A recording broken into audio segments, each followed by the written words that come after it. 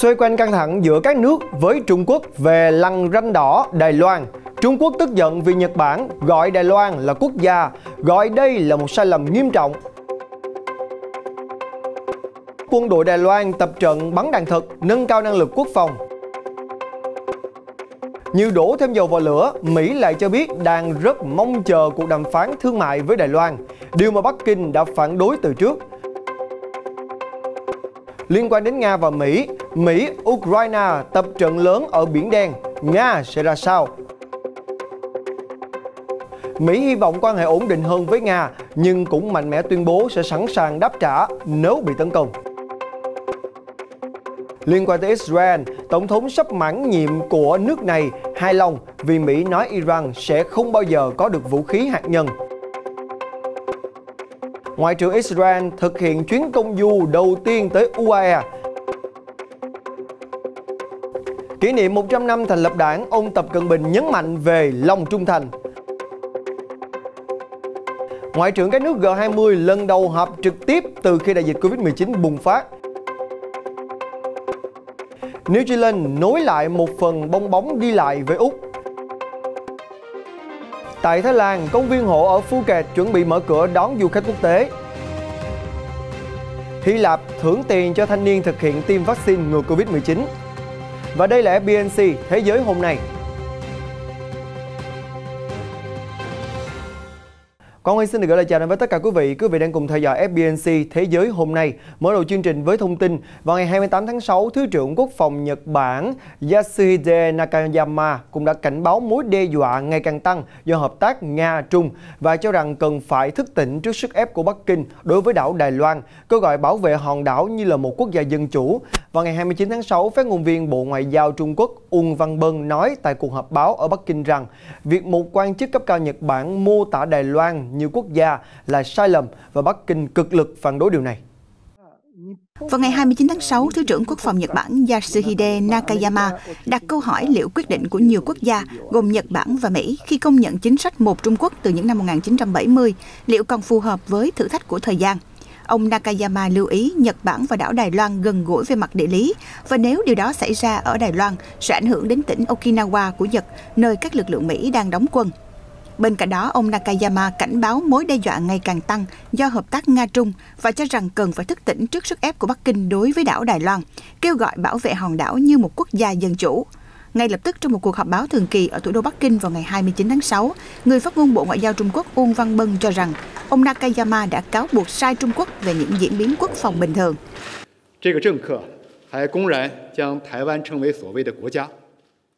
Chính trị gia này công khai gọi Đài Loan là một quốc gia. Điều này đã vi phạm nghiêm trọng các nguyên tắc của 4 văn kiện chính trị, trong đó có thông cáo chung Trung-Nhật. Trung Quốc yêu cầu chính phủ Nhật Bản làm rõ điều này và đảm bảo rằng tình trạng như vậy sẽ không xảy ra nữa. Bên cạnh đó, chúng tôi nghiêm túc đề nghị phía Nhật Bản tuân thủ những lời hứa của mình về vấn đề Đài Loan, thận trọng trong lời nói và việc làm, không làm suy yếu chủ quyền của Trung Quốc và không gửi tín hiệu sai trái tới các lực lượng đòi độc lập Đài Loan dưới bất kỳ hình thức nào. Đây không phải là lần đầu Trung Quốc tức giận với Nhật Bản vì phát biểu xem Đài Loan như một quốc gia. Vào đầu tháng này, Trung Quốc cũng chỉ trích Thủ tướng Nhật Yoshihide Suga vi phạm nghiêm trọng cam kết sau khi ông gọi Đài Loan là quốc gia. Nhật Bản sau đó tuyên bố không thay đổi quan điểm cơ bản về duy trì mối quan hệ phi chính phủ mang tính thực tế với Đài Loan, phù hợp với tuyên bố chung Trung-Nhật năm 1972. Trung Quốc luôn xem Đài Loan là một phần lãnh thổ chờ thống nhất kể cả phải sử dụng vũ lực. Quan hệ giữa hai bờ eo biển Đài Loan trở nên căng thẳng sau khi bà Thái Anh Văn, người từ chối công nhận chính sách một Trung Quốc, trở thành lãnh đạo hòn đảo vào năm 2016. Trong khi đó, quan hệ giữa Nhật Bản và Đài Loan đang ấm lên dần theo thời gian. Nhật đầu tháng này chuyển cho Đài Loan hơn 1 triệu liều vaccine Covid-19 trong bối cảnh hòn đảo đang phải đối phó với đợt bùng phát dịch bệnh nghiêm trọng. Theo Taiwan News, vào ngày 29 tháng 6 vừa qua, quân đội Đài Loan đã đăng hình ảnh về việc tập trận bắn đạn thật ban đêm trên đảo Matsu và cuộc tập trận có tên gọi là Yuntai, mục đích là để chứng minh sức mạnh chiến đấu và khả năng phòng thủ của các binh sĩ. CNA đưa tin trong suốt cuộc tập trận thì binh sĩ đã lái xe bọc thép CM-21 đồng loạt nã vũ khí xuống biển, thả ra hàng loạt viên đạn và các cuộc tập trận Yuntai này được tổ chức định kỳ nhằm kiểm tra vũ khí hạng nhẹ và hạng nặng được triển khai ở các đảo bên ngoài của Đài Loan, đồng thời mô phỏng một cuộc tấn công của kẻ thù vào Đài Loan. Vào tháng 4, thì Bộ trưởng Bộ Quốc phòng Chiu Ko-chang đã đến thăm Bộ Tư lệnh khu vực Dongjin và Bộ Chỉ huy phòng thủ Matsu để có thể tiến hành kiểm tra, tìm hiểu về khả năng phòng thủ của hòn đảo và đưa ra hướng dẫn cho các sĩ quan và binh sĩ đóng quân ở đó. Vừa qua, cũng theo Taiwan News, thì Mỹ cho biết họ mong đợi các cuộc đàm phán thương mại trong tuần này với Đài Loan. Trong bối cảnh hai nước tìm cách tăng cường quan hệ thương mại, hai bên sẽ nối lại các cuộc đàm phán thương mại theo Hiệp định Khung về Thương mại và Đầu tư TIFA và được tổ chức theo hình thức trực tuyến do đại dịch đang diễn biến phức tạp. Người phát ngôn Nhà Trắng Jen Psaki cho biết trong một cuộc họp báo hôm thứ Hai, 28 tháng 6, rằng Đài Loan là một nền dân chủ và nền kinh tế lớn hàng đầu và là một đối tác an ninh. Chúng tôi sẽ tiếp tục củng cố mối quan hệ song phương trên tất cả các lĩnh vực, bao gồm các vấn đề kinh tế. Bà Psaki nói thêm, Mỹ sẽ tiếp tục tăng cường mối quan hệ thương mại với Đài Loan.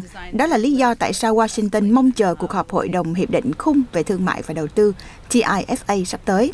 Sau thông tin Washington và Đài Bắc sẽ kết nối lại các cuộc đàm phán TIFA, Bộ Ngoại giao Trung Quốc ngày 11 tháng 6 tuyên bố rằng Bắc Kinh kiên quyết phản đối tất cả các hình thức ngoại giao chính thức giữa Mỹ và Đài Loan và bác bỏ bất kỳ thỏa thuận nào có liên quan đến chủ quyền và bản chất chính thức giữa các nước có quan hệ ngoại giao với Trung Quốc và Đài Loan. Đáp lại vào ngày thứ Hai, 28 tháng 6, bà Psaki nhắc lại rằng ủng hộ của Mỹ dành cho Đài Loan vẫn vững như bàn thạch. Bà nói thêm rằng Mỹ đang lo ngại về các hành động xâm lược của Trung Quốc đối với Đài Loan và Bắc Kinh đã có những hành động ngày càng mang tính cưỡng chế nhằm cắt giảm nền dân chủ ở đảo Đài Loan. Vào thứ Ba ngày 29 tháng 6 vừa qua, Chủ tịch Trung Quốc Tập Cận Bình kêu gọi các đảng viên Đảng Cộng sản trung thành và tiếp tục phục vụ. Phát biểu này được đưa ra khi ông trao huân chương danh dự mới cho 29 đảng viên trong khuôn khổ lễ kỷ niệm 100 năm thành lập đảng cầm quyền. Huân chương ngày 1 tháng 7 được công bố vào năm 2017 và được trao lần đầu tiên vào ngày thứ Ba, là một phần trong nỗ lực của ông Tập nhằm củng cố hình ảnh của một trong những đảng chính trị quyền lực nhất thế giới. Qua đó, ông Tập kêu gọi đoàn thể đảng viên kiên quyết giữ lòng trung thành, yêu đảng, trọng dân, biến đó thành hành động, cống hiến tất cả, kể cả tính mạng quý báu của mình cho đảng, cho dân. Được vinh danh vì những đóng góp xuất sắc cho đảng, những người nhận huy chương bao gồm các quân nhân, nhân viên cộng đồng và các chuyên gia trong lĩnh vực khoa học và nghệ thuật. Đảng Cộng sản Trung Quốc có 91,9 triệu thành viên vào năm 2019, chiếm 6,6% dân số Trung Quốc và đã cai trị đất nước từ những năm 1949. Vào ngày 29 tháng 6 vừa qua, các bộ trưởng ngoại giao từ nhóm 20 nền kinh tế lớn trên thế giới G20 đã gặp mặt trực tiếp lần đầu tiên sau 2 năm. Nước chủ nhà là Ý. Trọng tâm của cuộc họp lần này là nhằm thúc đẩy các biện pháp đa phương để có thể giải quyết các cuộc khủng hoảng toàn cầu, trong đó có đại dịch Covid-19. Vào ngày 29 tháng 6 vừa qua, tại thành phố Matera, miền nam nước Ý, Ngoại trưởng nhóm các nền kinh tế phát triển và mới nổi hàng đầu thế giới G20 đã tổ chức hội nghị trực tiếp đầu tiên trong 2 năm qua, nhằm thúc đẩy các liều thuốc đa phương để ứng phó với các cuộc khủng hoảng toàn cầu như đại dịch Covid-19. Tại hội nghị một ngày này, các ngoại trưởng tập trung thảo luận về cách thức tăng cường hợp tác trong một loạt các vấn đề như y tế toàn cầu, tình trạng khẩn cấp về khí hậu và thương mại quốc tế. Trong số các quan chức có mặt tại Matera có các nhà ngoại giao hàng đầu của Mỹ, Nhật Bản, Anh, Pháp, Đức và Ấn Độ. Trong khi đó, Bộ trưởng Ngoại giao Trung Quốc, Ngoại trưởng Brazil và Australia theo dõi các cuộc thảo luận trực tuyến. Nga và Hàn Quốc cử các thứ trưởng ngoại giao tới tham dự. Phát biểu tại hội nghị, Ngoại trưởng Ý Luigi Di Maio nêu rõ, đại dịch đã nhấn mạnh sự cần thiết phải có cách thức ứng phó mang tính quốc tế với các tình huống khẩn cấp vượt ra ngoài biên giới quốc gia. Ngoài ra, Ý, nước giữ chức chủ tịch luân phiên của G20 cho biết sẽ dành sự quan tâm đặc biệt cho châu Phi, trong đó chú trọng đến sự phát triển bền vững. Trên cương vị chủ tịch G20, chương trình nghị sự của Ý dựa trên 3 trụ cột hành động: con người, hành tinh và thịnh vượng. Trong đó, một phản ứng mang tính quốc tế đối với đại dịch, phục hồi nhanh chóng nền kinh tế thế giới dựa trên nhu cầu của người dân, những người dễ bị tổn thương nhất, và phát triển vững để bảo vệ sự ổn định khí hậu là những mục tiêu mà Rome hướng tới. Các nước G20 chiếm hơn 80% tổng sản phẩm quốc nội toàn cầu, 75% kim ngạch thương mại toàn cầu và 60% dân số trên thế giới.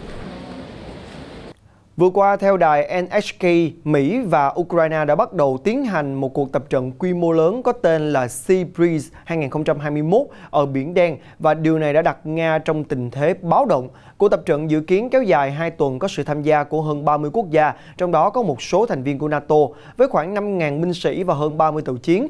Cuộc tập trận thường niên này vẫn diễn ra trong hơn một thập niên vừa qua ở Biển Đen. NATO gần đây tuyên bố đã gia tăng hiện diện ở khu vực kể từ khi Nga sáp nhập bán đảo Crimea từ Ukraine vào năm 2014. Ukraine cho rằng số lượng lớn các nước tham gia cuộc tập trận phản ánh sự ủng hộ nước này có được từ khắp thế giới. Nga đã đặt trong tình trạng báo động vì cuộc tập trận Sea Breeze 2021. Tuần trước thì Moscow cho biết quân đội nước này bắn cảnh cáo nhằm vào một tàu chiến Anh khi tàu này đi qua vùng biển ngoài khơi của Crimea và lập luận tàu vi phạm lãnh hải Nga. Vào ngày 29 tháng 6 vừa qua, Ngoại trưởng Mỹ Antony Blinken cũng đã đưa ra những nhận định về mối quan hệ với Nga và Trung Quốc trong một cuộc phỏng vấn với nhật báo La Repubblica của Ý vào ngày 29 tháng 6. Trong cuộc phỏng vấn, thì Ngoại trưởng Blinken cũng đã cho biết Mỹ kỳ vọng vào các mối quan hệ ổn định và thuận lợi hơn với Nga. Tuy nhiên, thì ông cũng nói thêm rằng Mỹ sẽ có phản ứng phù hợp nếu như Nga có hành động mà Washington cho là có thể gây phương hại đối với lợi ích của Mỹ. Trước đó, vào ngày 16 tháng 6, Tổng thống Mỹ Joe Biden và Tổng thống Nga Vladimir Putin đã có cuộc gặp trực tiếp trong vòng 3 giờ tại Geneva, Thụy Sĩ. Dù vẫn còn một số quan điểm bất đồng, nhưng cả hai nhà lãnh đạo đều đánh giá cao giá trị cuộc gặp và đồng ý thiết lập các cuộc đối thoại cấp bộ trưởng nhằm ổn định chiến lược cũng như tìm kiếm khả năng ký kết một thỏa thuận kiểm soát vũ khí mới.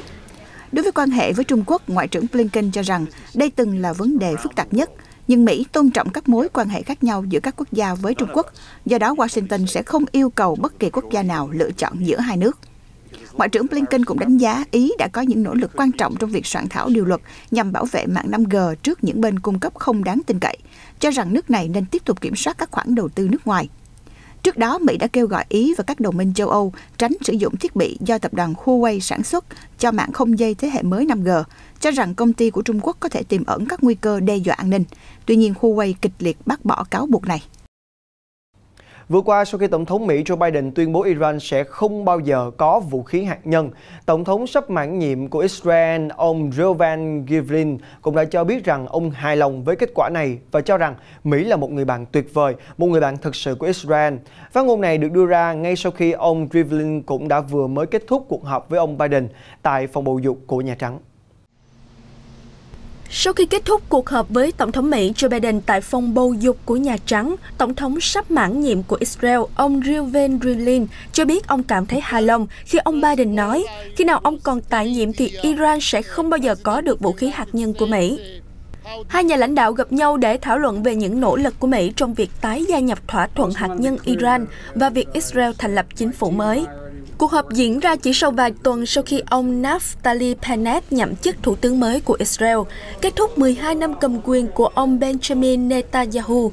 Các quan chức Mỹ đang lên kế hoạch tổ chức một cuộc họp giữa ông Biden và ông Bennett trong những tuần tới. Ông Rivlin người sẽ rời nhiệm sở vào ngày 7 tháng 7 tới sau nhiệm kỳ 7 năm, đang có chuyến công du nước ngoài cuối cùng trên cương vị tổng thống. Ông sẽ gặp các quan chức tại Liên Hiệp Quốc ở New York và các nhà lập pháp quốc hội ở Washington. Vào ngày 29 tháng 6, Ngoại trưởng Israel Yair Lapid cũng đã thăm các tiểu vương quốc Ả Rập UAE trong chuyến công du chính thức đầu tiên của một bộ trưởng Israel tới quốc gia vùng vịnh này kể từ khi hai quốc gia ký thỏa thuận thiết lập quan hệ ngoại giao đầy đủ vào năm ngoái. Trên Twitter, Ngoại trưởng Israel Yair Lapid đã đăng tải hình ảnh cá nhân trong chuyến bay tới UAE, nhấn mạnh đây là một chuyến thăm lịch sử.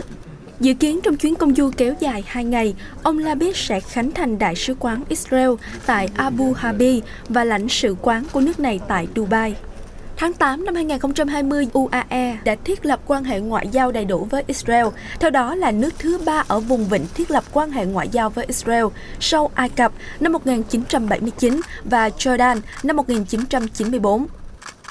Tiếp theo, UAE, Bahrain, Sudan và Maroc đã có động thái tương tự. Các thỏa thuận bình thường hóa quan hệ ngoại giao giữa Israel và UAE, Bahrain do Mỹ làm trung gian, đã được ký chính thức vào ngày 15 tháng 9 năm ngoái tại Nhà Trắng. Tổng thống Mỹ khi đó là ông Donald Trump chủ trì lễ ký.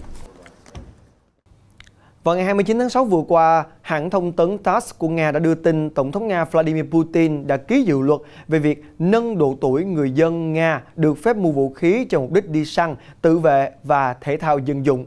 Theo dự luật, độ tuổi tối thiểu có thể mua vũ khí sẽ được tăng từ 18 đến 21 tuổi. Bên cạnh đó thì dự luật cũng đưa ra quy định mới như là không cấp phép sử dụng vũ khí cho nhóm đối tượng đã có từ 2 hồ sơ phạm tội trở lên và những người bị bắt quả tang lái xe khi uống rượu. Tuy nhiên, dự luật này cũng sẽ không áp dụng đối với lực lượng vũ trang, các công ty an ninh tư nhân, thợ săn chuyên nghiệp, các pháp nhân khác có nhiệm vụ đặc biệt và một số vùng lãnh thổ nhỏ ở Nga. Trước đó thì luật sở hữu súng ở Nga quy định mọi công dân từ 18 tuổi trở lên đều có quyền sở hữu súng, kèm theo các điều kiện như là thẩm tra lý lịch và phải qua một khóa đào tạo sử dụng súng. Theo truyền thông nhà nước, chính phủ liên bang Ethiopia vừa qua cũng đã thông báo ngừng bắn đơn phương tại Tigray. Động thái này diễn ra sau gần 8 tháng xảy ra xung đột đẫm máu và trong bối cảnh hàng trăm nghìn người phải đối mặt với cuộc khủng hoảng đói nghèo tồi tệ nhất thế giới trong một thập kỷ vừa qua. Tuyên bố nêu rõ, một lệnh ngừng bắn đơn phương vô điều kiện đã được công bố từ ngày 28 tháng 6. Chính phủ Ethiopia cho biết thêm, lệnh ngừng bắn này sẽ kéo dài cho tới khi kết thúc mùa gieo trồng ở Tigray, thông thường là vào tháng 9. Tuyên bố này được đưa ra ngay sau khi chính quyền lâm thời Tigray do chính phủ liên bang bổ nhiệm bỏ chạy khỏi thủ phủ Mekelle của Tigray và kêu gọi ngừng bắn vì lý do nhân đạo để có thể được gửi hàng viện trợ đang rất cần thiết. Hiện lực lượng phiến quân đã xâm nhập khu vực này. Vừa qua, chính phủ New Zealand cho biết sẽ hạ cấp cảnh báo dịch bệnh xuống mức 1 đối với thủ đô Wellington bắt đầu từ nửa đêm ngày 29 tháng 6. Bộ trưởng phụ trách chống Covid-19 của New Zealand Chris Hipkins cũng đã cho biết nước này sẽ nối lại các chuyến bay miễn kiểm dịch hay còn gọi là bong bóng du lịch với 4 bang và vùng lãnh thổ của Úc, bao gồm Victoria, Nam Úc, Tasmania và lãnh thổ của thủ đô Canberra. Bong bóng du lịch giữa Úc và New Zealand sẽ có hiệu lực từ nửa đêm ngày 4 tháng 7 với điều kiện hành khách không đến các bang và vùng lãnh thổ đang có dịch của Úc trong khoảng một tuần trở lại đây. Bộ trưởng Hipkins cũng cho biết, bong bóng du lịch với các bang đang có dịch Covid-19 của Úc gồm New South Wales, Queensland, Tây Úc và lãnh thổ phía Bắc Úc sẽ được nội các xem xét trong cuộc họp vào tuần tới. Quyết định hạ cấp cảnh báo dịch bệnh được chính quyền New Zealand đưa ra do trong một tuần qua, nước này không ghi nhận ca lây nhiễm cộng đồng nào từ một ca Covid-19 đến từ Úc. Cơ quan y tế xác định có hơn 2.600 người tiếp xúc gần với ca bệnh và 93% trong số đó đã có kết quả xét nghiệm âm tính. Trước đó, ngày 19 tháng 6, một người đàn ông từ thành phố Sydney, Úc mắc Covid-19 đã đến Wellington, khiến New Zealand nâng mức báo động dịch bệnh đối với thủ đô lên cấp 2 và các thành phố khác được đặt trong tình trạng báo động cấp 1. Vừa qua, thì một công viên có tên là Vương quốc Hồ ở Phuket của Thái Lan đang chuẩn bị mở cửa đón khách du lịch nước ngoài vào ngày 1 tháng 7 như một phần trong kế hoạch mở cửa trở lại của đất nước. Kế hoạch này tên là Phuket Sandbox hay còn gọi là Hợp Cát Phuket. Và theo đó, thì khách du lịch nước ngoài đã được tiêm phòng sẽ được chấp nhận ghé thăm Phuket sau khi có kết quả xét nghiệm âm tính với Covid-19 khi nhập cảnh mà không cần phải thực hiện bất kỳ một biện pháp kiểm dịch nào. Tuy nhiên, trong trường hợp tiếp tục ghé thăm các điểm đến khác ở Thái Lan, họ bắt buộc phải thực hiện đủ cách ly 14 ngày. Công viên Vương quốc Hộ đã đảm bảo rằng hơn 90% nhân viên của họ được tiêm vaccine ngừa Covid-19 trước khi đón du khách trở lại. Công viên nơi có hơn 50 con hổ và báo Gepa từng đón gần 1.000 du khách mỗi ngày trước khi đại dịch xảy ra. Bây giờ, số du khách đến đây chỉ còn là hơn 20 người mỗi ngày. Chính phủ hy vọng kế hoạch này sẽ thu hút 129.000 du khách đến đất nước trong quý 3, khác xa so với mức trung bình 3,3 triệu lượt khách hàng tháng đến Thái Lan vào năm 2019. Năm ngoái, Thái Lan mất khoảng 50 tỷ đô la doanh thu du lịch khi lượng khách nước ngoài giảm 83% xuống còn 6,7 triệu, từ mức kỷ lục 39,9 triệu vào năm 2019. Phuket là địa phương bị ảnh hưởng nặng nề nhất. Giới chức Hy Lạp mới đây cho biết rằng sẽ phát 150 đô la Mỹ cho những người từ 18 đến 25 tuổi sau khi họ thực hiện tiêm vaccine ngừa Covid-19. Đây là một nỗ lực của chính phủ Hy Lạp trong việc đẩy mạnh triển khai chiến dịch tiêm chủng nhằm ứng phó với đại dịch Covid-19. Hy Lạp những ngày qua đã nới lỏng các biện pháp hạn chế đi lại và tụ tập vì tình hình Covid-19 đã giảm. Tuy nhiên, những lo lắng về biến chủng Delta vẫn khiến giới chức nước này bất an. Để khuyến khích mọi người đi tiêm, Thủ tướng Kyriakos Mitsotakis mới đây cho biết, khi đi tiêm mũi đầu tiên, bạn sẽ nhận được 150 euro. Đây xem như phần thưởng khuyến khích cho thái độ tích cực của người dân với cộng đồng. Đến cuối năm nay, Hy Lạp đặt mục tiêu tiêm chủng khoảng 1 triệu liều đầu tiên cho những người từ 18 đến 25 tuổi, tức những người sẽ đủ điều kiện để nhận được tiền thưởng của chính phủ. Tuy nhiên, số tiền này không phải là tiền mặt mà được tặng thông qua thẻ và chỉ có giá trị khi mua hàng, không có giá trị quy đổi.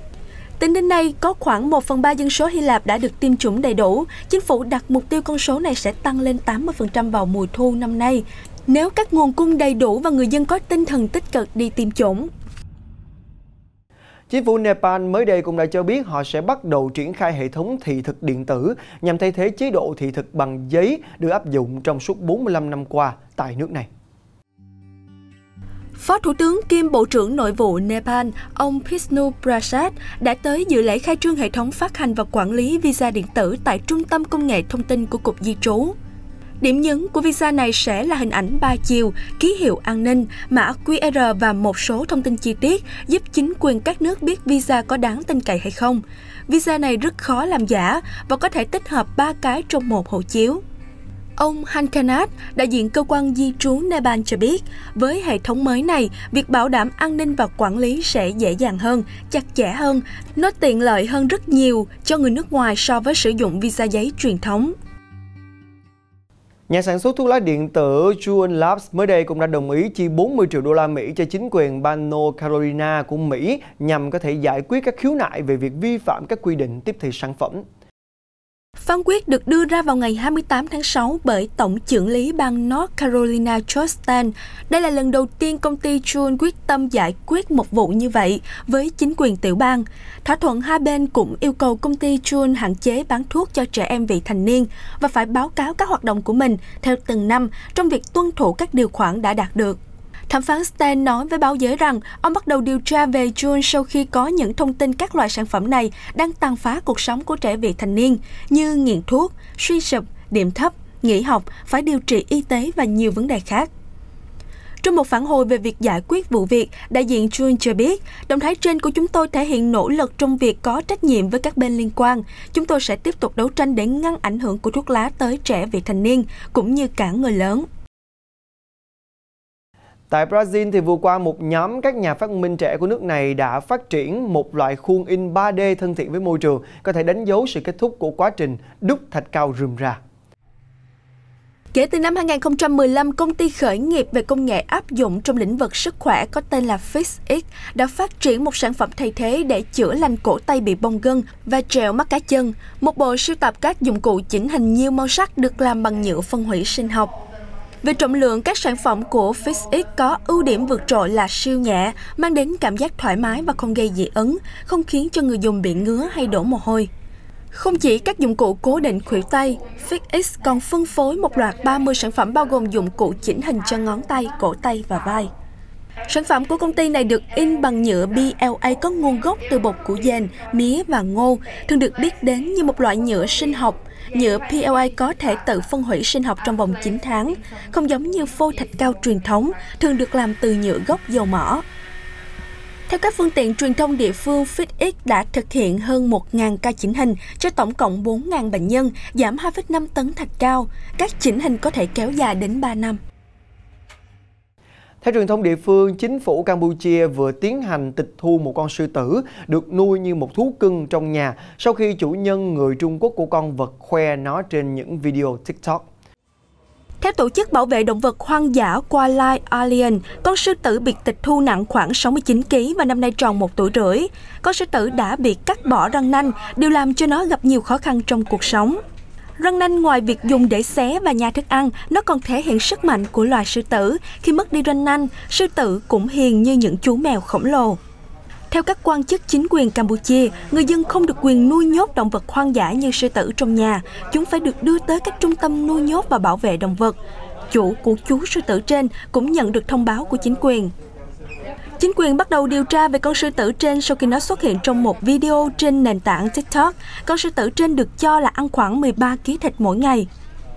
Động vật hoang dã được cấm nuôi trong nhà ở rất nhiều quốc gia trên thế giới, nhưng tại một số bang ở Mỹ, người dân được làm điều này. Tuy nhiên, có thể có sự thay đổi trong những ngày sắp tới, khi cả hai đảng ở Mỹ đều muốn giới thiệu một bộ luật cấm hoàn toàn việc nuôi nhốt phi tự nhiên. Thông tin vừa rồi cũng đã khép lại FBNC Thế giới hôm nay. Con xin được cảm ơn quý vị đã quan tâm theo dõi. Xin chào và hẹn gặp lại.